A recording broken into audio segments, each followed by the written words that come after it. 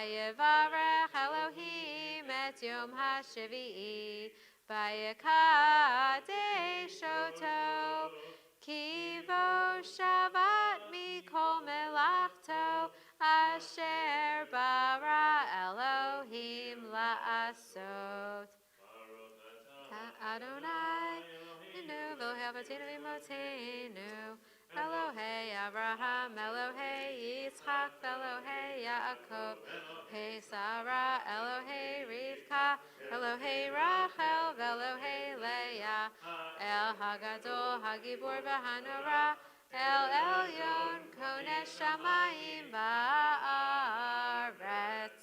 Magen Avot Bidvaro, Mechaye Metim B'Mamaro, Ha'el HaKadosh She'en Kamohu, Haminiach Li'amo, B'Yom Shabbat Kodsho, Kivam Ratza Lehaniach Lahem, Kivam Ratza Lehaniach Lahem, Lefanav Na'avod Be'yirav V'Fachad, V'nodeh Lishmo B'chol Yom Tamid Me'on HaBrachot El HaHodaot Adon HaShalom Mekadesh HaShabbat Umvarech Shavi'i Umeniach B'Kedusha Li'amidu Shnei Oneg Zecher Lema'aseh V'Reishit. Page 54. Eloheinu v'Elohei Avotenu v'Inu v'Imotenu Ritzei v'Imnuchatenu Kachenu b'mitzvotecha V'tein chelkeinu b'toratecha Sabenu mituvecha V'samcheinu b'shuatecha V'taher libeinu li'ovdecha be'emet V'hanchilenu Adonai Eloheinu B'yahava uvratzon Shabbat kodshecha V'yanuchu v'Yisrael Mikadshei shemecha Baruch atah Adonai Mekadesh HaShabbat.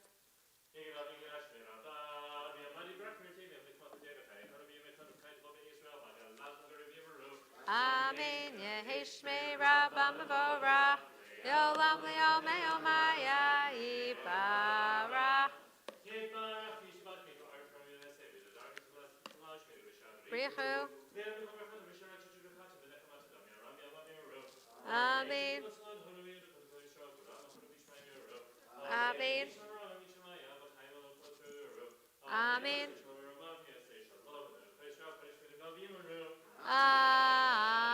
Amen. You may be seated. Tomorrow morning, when we join together, we will read from Parshat Shlach Lecha. It's kind of a mouthful. From our Torah scroll. And after we chant, AJ will have a chance to also teach us about the Parsha and some of his own reflections on this Torah text. Most of the Parsha is focused on this episode in which we learn that Moses sent 12 Israelite scouts into the land of Canaan to explore what would be in store for the Israelites when they would then enter the land to settle. And God made this promise that God would take us to the promised land, but these scouts were sent to kind of just like scope things out and see what's happening. And I will say that sometimes when I'm talking to students about their Torah portion, I say, well, there's like all these different things happening, and it's like we may have like a little of this and a little of that and a little of this other thing, and so we can kind of choose, where we want to focus our attention. In this case, actually, a good chunk of the Torah portion this week is kind of focused on this scenario of the scouts going in and then coming back with their reports. So when the 12 scouts come back, there's actually two different generally reports that are shared, right, AJ? Yeah. So there's two spies, and you'll hear more about this tomorrow, but there's two spies that come back with what we might think of as a good or positive report of what their expedition was like, and they encourage the Israelites to carry on, to say, yeah, like, just as God said, like, let's go in and, like, let's do this, people. But the other 10, they come back telling the others and telling really all of the Israelites that they shouldn't go, that if they go, that they're not going to be safe. They say that the inhabitants of this land are really strong and that there's a lot of them. And it kind of goes through specifically like the different groups and where they're stationed and some different things about them. And when that is not enough to convince the rest of the Israelites that maybe this is like not a great plan, they then go on to say that the land devours its settlers. So not maybe only are the people not so friendly, like the land itself. There's something wrong with the land itself. And that the other inhabitants are large, and they're strong, and there's many of them. And then they say, we, the Israelites, were in our own eyes as grasshoppers, and so we were in their eyes. Okay?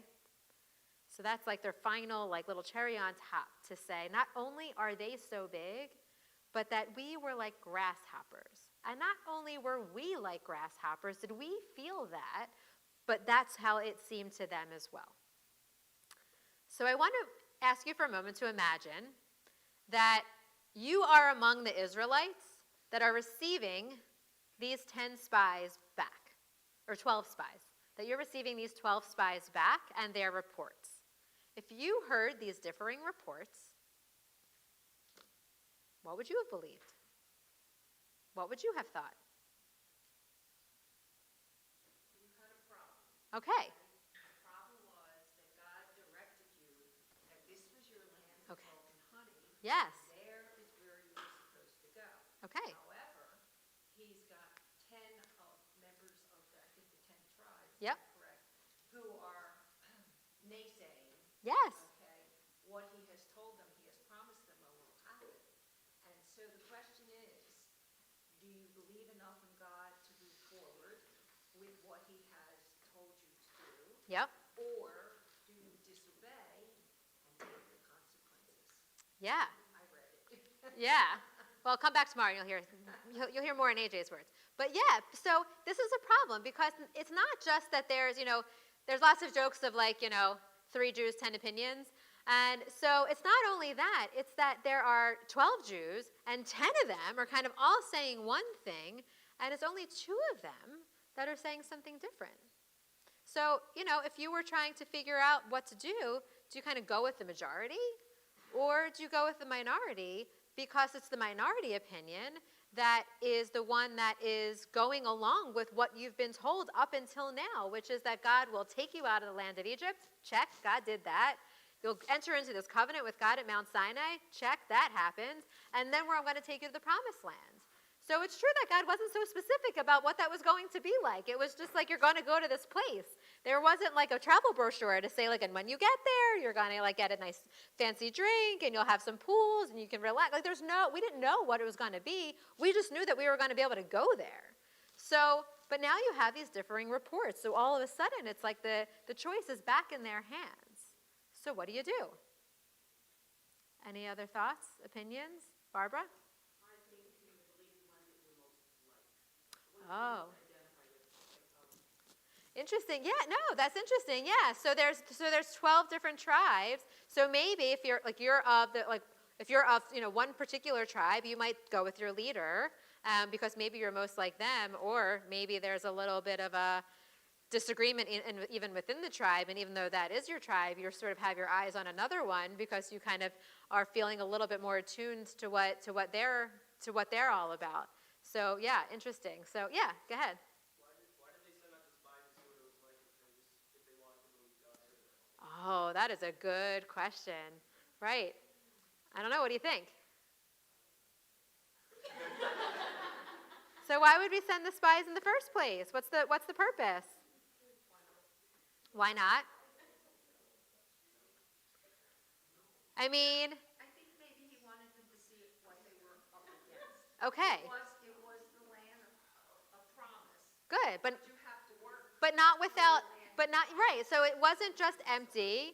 It wasn't just empty. They weren't just going to kind of stroll in and just kind of figure out where they want to plop their bags and settle. They were going to have to confront something when they entered. So this is a way to kind of prepare yourselves, right? So if you're going on a trip, you prepare in some way. You don't just kind of like leave your house and see where you end up. I mean, I guess that's one way to travel. But generally, you prepare a little bit, right? You read some things, you look ahead, you find out what the weather is, you want to be prepared. You don't just say like, I don't know, it doesn't matter. But if you're going somewhere cold, you want to have, the proper weather. Kendra Benjamin was saying to Suzanne, you're going to Israel in the summer, bring a hat. You want to prepare. So maybe this is a way to kind of prepare. Send out the spies so that you know the lay of the land a little bit. They didn't have Google Maps. They couldn't figure out what it looked like. These people had never been there before. They had no idea. So maybe sending out the spies is a way to prepare them for what's to come. And maybe it's a little bit of a test also, since it wasn't going to be so easy. But what do you do when something gets hard? Do you turn around and say, forget this? Or do you say like, okay, this is going to be hard. So maybe now I need to prepare a little bit differently than originally I thought, but I'm going to go forward anyway. Yeah. Where are we in the 40 years of wandering the desert? How much time is left on the clock? We are just in the beginning. So maybe 10 out of the 12 are not ready, and we're not going to get there until everybody's ready. So it is because of this that we are sentenced to the 40 years. This is the test. So had everyone said like, yes, spies went out, it looks great, they would have just carried on. Like they would have passed go. They could have collected their $200. They would have gone straight to the promised land. But because of the spies, that whole generation that did not believe, they're all doomed. They all are punished, not just the 10 spies. They all are punished, and all of them are then left to die out in the desert so that a new generation, who will hopefully be more faithful, will get to go. So we are right in the beginning.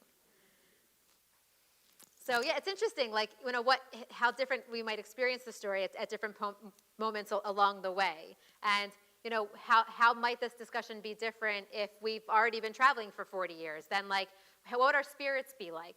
How would that have changed the desire to get anywhere else? Or maybe our faith would have been tested even more and we would have been even more doubtful. So that's a good question of like where we are in this story. So tomorrow you'll hear a little bit more from AJ about some other pieces of the story and also some of his reasons for what might have been going on with the way that everyone was feeling. But I want to just end with looking at what God's response was to this report. So, we talked a little bit about what our response might be and maybe potentially what the other Israelites, because I'm sure there was a lot of all of this among the crowd that was there. But our rabbis taught that when God heard all of this, how do you think God felt? Was angry. God was angry. God gets angry a lot. God was angry that these 10 scouts did not believe that the Israelites could safely enter the land. After all, this is what God said, right? God said, like, I'm going to take you there. And, maybe it's not going to be easy. Maybe there's going to be some turbulence. But if I said I'm going to do it, like I pinky promise, I'm going to take you there. So we learn in the Midrash Tanhuma that God said to the scouts, I can understand you saying that we were in our own eyes as grasshoppers, because there were 12 of you, and you were looking at all of these people settled in this land, and that was probably scary. But I take offense at you asserting, and so we were in their eyes as well. Could you possibly know how I made you appear in their eyes? Maybe in their eyes, you were like angels. They have no idea, actually, what other people thought of them all they can really know is what they were thinking and the fear that they had when they saw everybody else. So perhaps God was right to become angry for this exaggeration of the spies' observations for all the reasons that we said. But I also want to ask you to think for yourself when you perhaps might have done something similar. A moment of noticing, maybe you weren't invited to a party or an event, and that can snowball into believing that we have no friends, that this must mean that no one likes us, that there's something wrong with us, that we'll never be invited to anything ever again, that maybe we even then go out of our way to make others like that person who didn't invite us even less. And it just goes and it goes. And this one little moment can become all of these other things. Or maybe on the flip side, we can even think about a moment of success. A moment where we were triumphant in some way, and all of a sudden that convinces us that we are invincible, that we can do anything, and whatever we do is going to be better than what anyone else can do at any moment, at any point, in the past or in the future, and that we are better than everyone at everything, and that no harm will ever come to us again. Also kind of taking this little moment and maybe like exaggerating it beyond where it needs to go. So the spies who returned with this report were afraid. But God isn't upset that they were afraid. What God seems to be upset about is that they allowed their fear to become so overblown. And we can then see in our Torah text that when our fears become overblown like this, that they not only have the ability to impact us individually and the way that we might be thinking or feeling or experiencing something, but when our fears become overblown like this, then they can cause harm to the entire community, not just today, but for generations to come.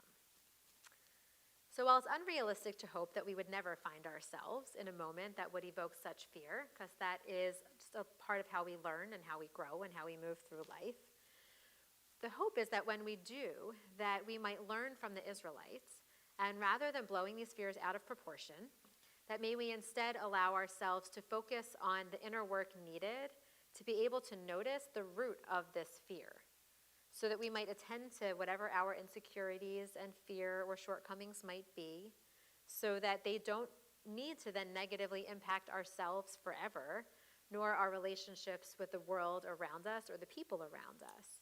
And so instead, hopefully, we can then strive to learn and grow from these experiences so that we can become even better versions of ourselves within, each new day that we approach. So hopefully we can learn a little bit from our Israelites this week and to kind of keep things in focus. Shabbat Shalom. So we are going to continue on page 55 as I invite AJ to come back up to the bima to help lead us in Kiddush.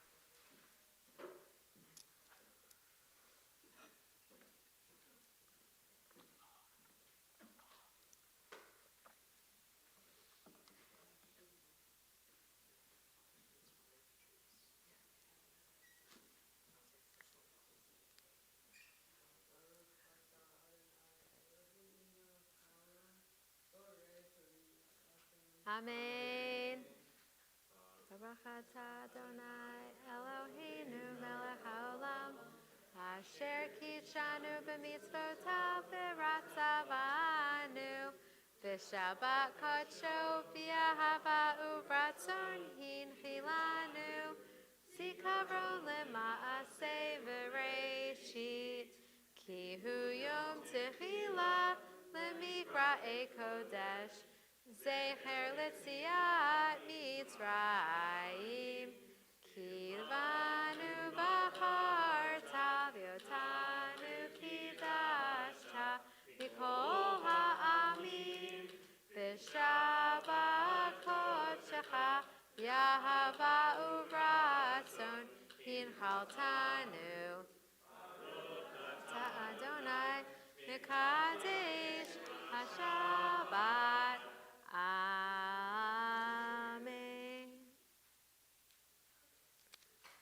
We turn to page 56, and I invite you to rise for Aleinu.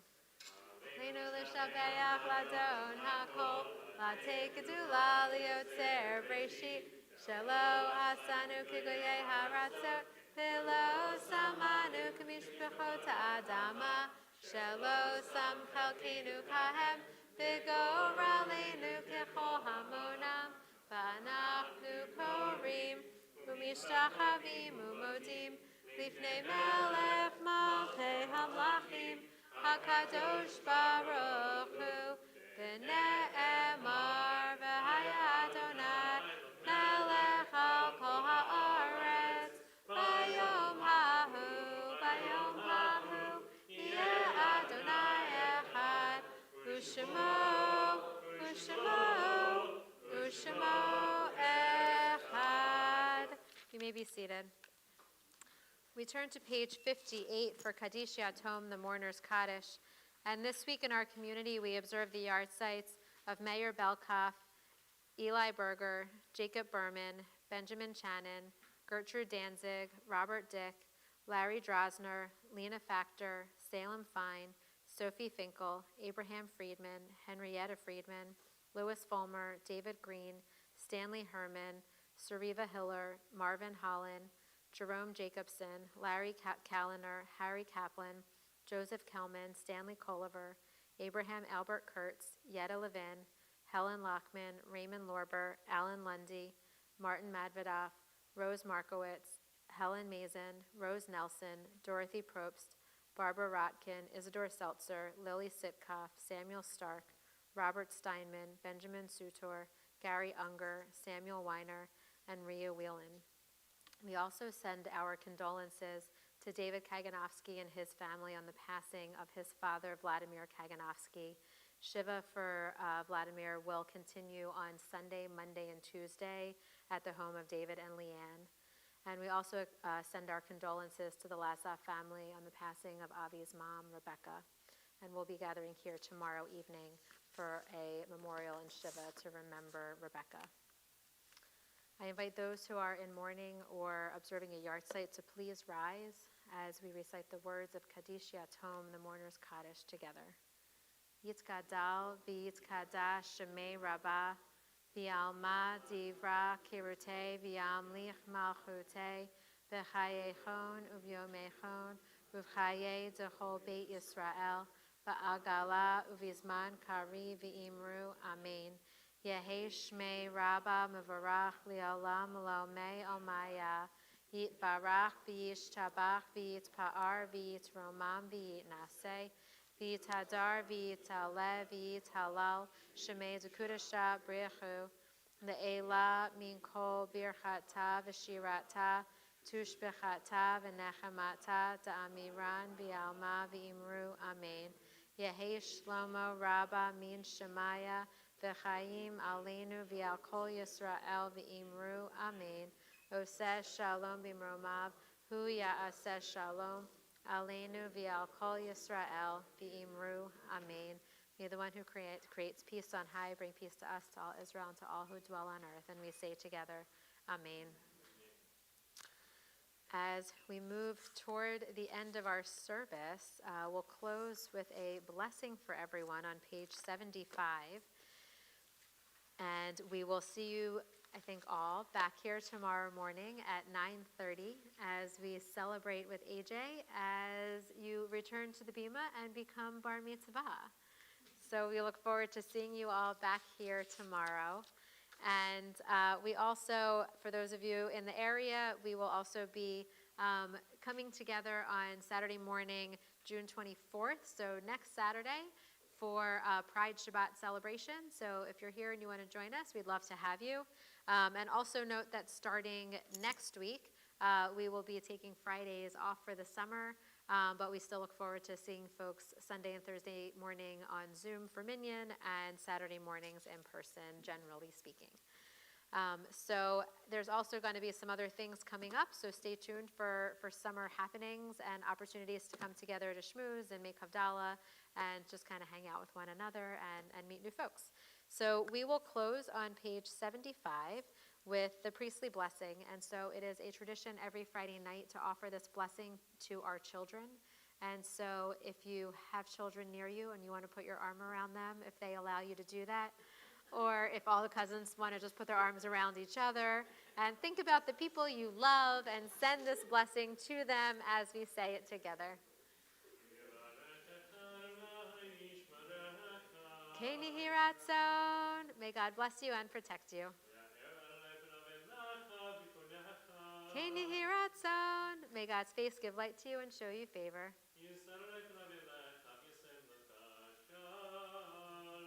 Keni hiratzon. May God's face be lifted towards you and bestow upon you peace. Keni hiratzon. May it be God's will. Shabbat shalom, and we'll see you in the morning.